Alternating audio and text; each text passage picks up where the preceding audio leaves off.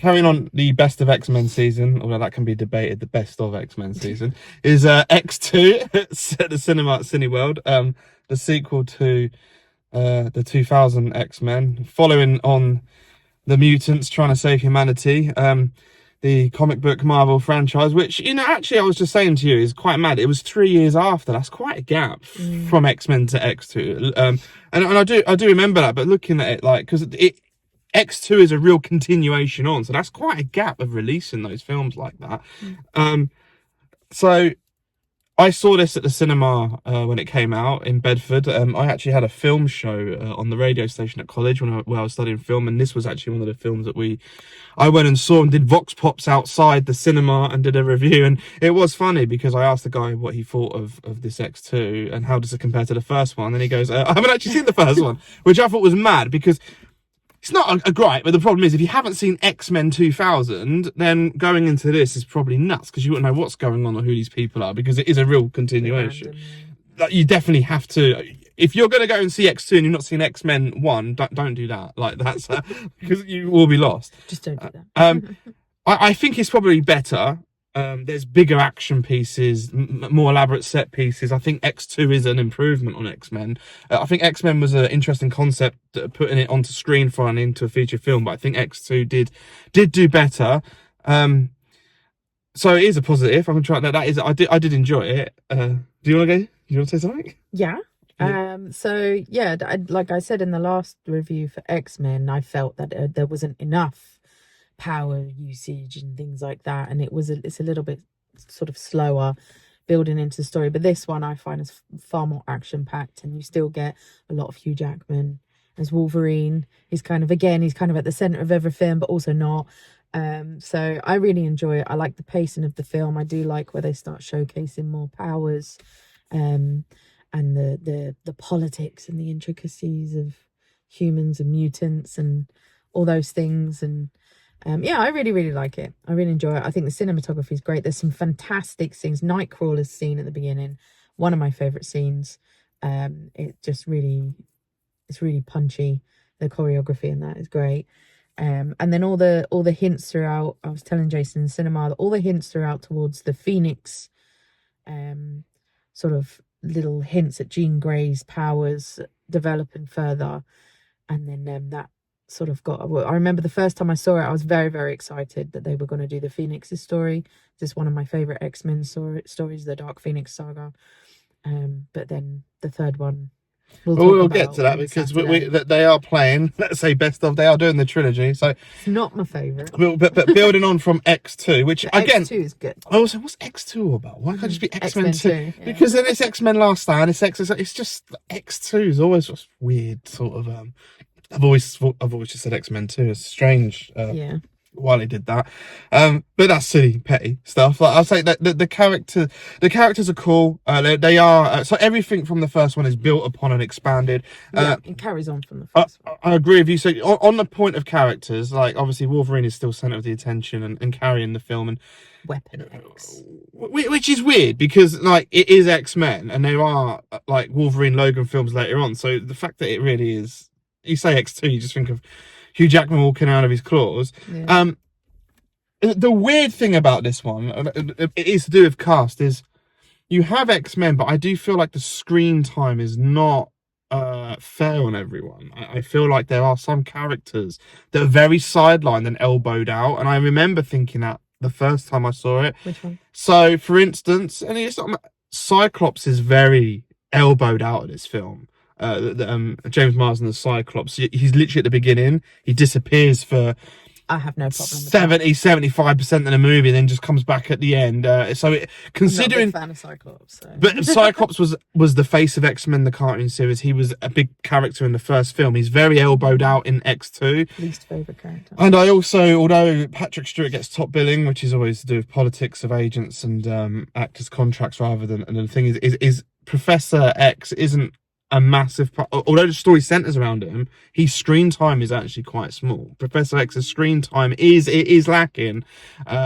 So after Cyclops, I think Professor X, although there is a a big story arc with him. His actual on-screen presence is very minimal in times. Again, he's only got several scenes really. When you break it down, it's Wolverine that has the majority, and Jean Grey, to an extent, to with Jean Grey. But Wolverine definitely has like the most story. Can you blame him? And there's a whole subplot of him discovering himself. So you know, it's Wolverine plus X-Men really. It's Logan's X-Men. It is that on several of the X-Men films, but particularly X2, particularly this one. I do feel like no complaints from me on that part. It is kind of a Wolverine film, but not an unofficial Wolverine film. But it is a good story. I'd probably say actually it improves upon the first one. The story is stronger, the politics are stronger, and it is an interesting story that's relevant to, well, really, you can take the analogy of the mutants as different races, cultures. Like, you know, the film is very strong with its political undertone about, you know, annihilating a whole race, certain type of person. That's you know, and it is a strong concept, and fear and differences. Through that story, you get some very dark, heavy characters. So I liked with Batman and DC films, I like the dark, gritty, raw undertone that the X-Men films have, which is what some of the DC films had. And also, just following on from that, the whole dark tone thing, there are still, again, same with the first one, there are some real dark bits in this film, especially when Wolverine's just like stabbing anyone and anything that gets in his path. So it is quite dark for a 12, and you know, I'm not a massive fan of censorship actually, and the threat of all the children being harmed. I'm not a fan of censorship, and I said I grew up finding uncut versions and banned films, but looking back at a 12 film and me getting older, like when Wolverine's fighting at the end, Lady Deathstroke, Lady Deathstroke, yeah. Wow, like when they're stabbing each other up, that's him like a shish kebab. That is quite nasty. It's yeah. I think the only reason they get away with it is because, you know, he'll be fine. But that is actually I would say it's a heavy 12A. Yeah, it is a heavy 12A. I would say sensitive children would probably struggle. So I recommend it, and I want to say that and leave it there. But I am just going to give and Magneto as well. The way he just obliterates. Magneto's great, but now I'm going to go into warning spoilers, because I've got a few things I've got to say. I mean, it's over 20 years old. So. Yeah. Well, but I've got a few things. I've got to say. One, Jean Grey did not need to get out of that plane to lift that up. Like, that is unnecessary. I know they want story arcs. Me the first time. I know they want story arcs. She needs to be reborn. And I know why you do this, but so there's a few things that stand out to me. I just want to get off my chest. One, I don't buy that she had to stand outside the plane and control it. She could have done. She's that powerful, and it probably would have been easier and better doing it in the plane. Yeah. I just think that was just pure cinematic silliness. Theatrics, yeah. Mystique shouldn't have scars. If she can morph herself into anyone and imitate them, she wouldn't have had those scars. She likes them. Yeah, but she didn't. When Logan's in the tent, that's a complex one. You wouldn't have had those scars. She can't regenerate. She can manipulate. But if you're manipulating someone like T-1000, then it would manipulate their body. You wouldn't have those scars. It would. No, I don't buy that. I feel like that's. I do agree, but also I feel like it was for purposes. So he realized heal herself. It was for purposes in the script. You need to know that. Also, she's like a saucy one, this bothered me on the first X-Men, which I didn't bring it up in the previous video, and Nightcrawler emphasized it. When they teleport, or when the girls walking through the walls, their clothes and materials can do that as well. That don't buy. When they get a book, or they hold on to someone, or they get these keys, like how's that going through? I can suspend my belief that Nightcrawler, it's like Terminator. They would have to go through naked. You can't take fabrics with you. I don't buy that. Now you're going too deep into it. You can't do it. They obviously just don't want nude people jumping around and going through walls. I get that, but you can't take. There's one example, and I can't remember what it was from, but if you were to manipulate your energy to travel through something, that would usually be via some sort of molecular vibrations. Therefore, anything you touch or touches you would also vibrate at those frequencies. But the girl in the first film walks through the wall with a bag, with a satchel, with books seen, with stuff. No, let me just point out that you're also talking about people who can manipulate fire and magnetism and regenerative abilities. Let me say. I feel like you're nitpicking. No, they explain, and I get that. But how does he control fire then?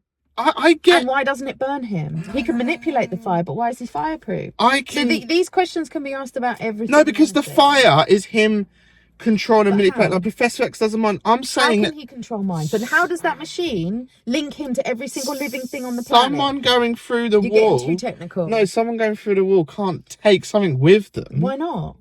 Because, like, a good example What is if it's some kind of magic force field? a good example. You don't know. A good example is Terminator 2, the T-1000 when he goes through the But bars. Terminator's based in theoretical But science. he goes through the bars with the not molecular and mutations. the gun cracks and he goes, oh yeah, because you can't take that through because that's not part Like, of the you're design. comparing two very different things. No, it's this principle of going No. through something.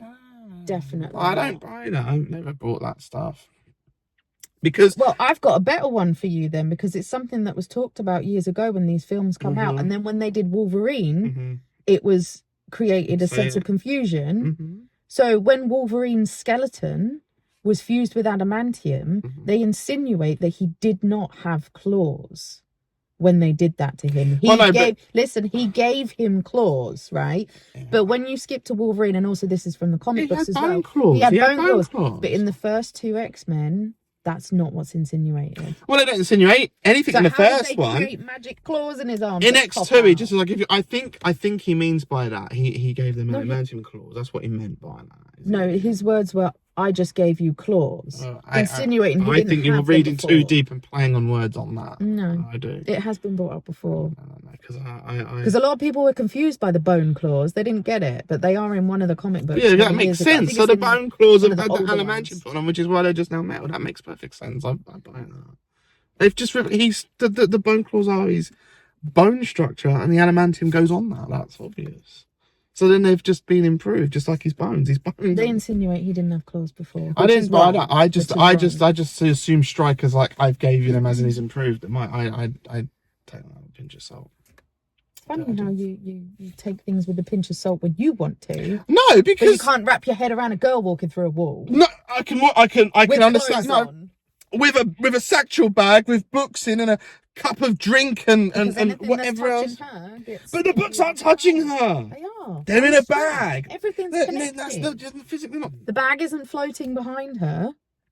It's attached to her. No. Anyway, my gripes. Can you tell he's not a scientist? He's a filmmaker. No, these are plot issues. Not writing really. issues. I don't think anyone needs the science behind how Kitty walks through walls. Well, fine if she can walk through walls, but you can't take half your belongings with you, is what I'm saying. Why not? Because they wouldn't go through the wall. Why not? I've just said why, because that's not part of... I've tried to explain to you, but you don't listen to the explanation. The book is not a mutant, so it's not going to go through, but you don't know how she walks through walls.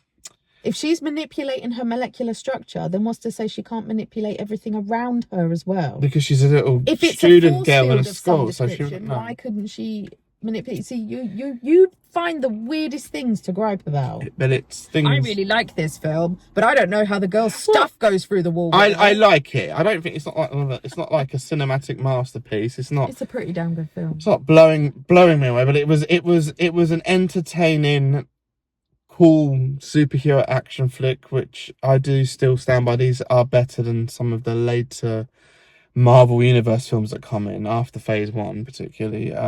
But yes, X2. I recommend X2, and I am bracing myself for The Last Stand. Yeah.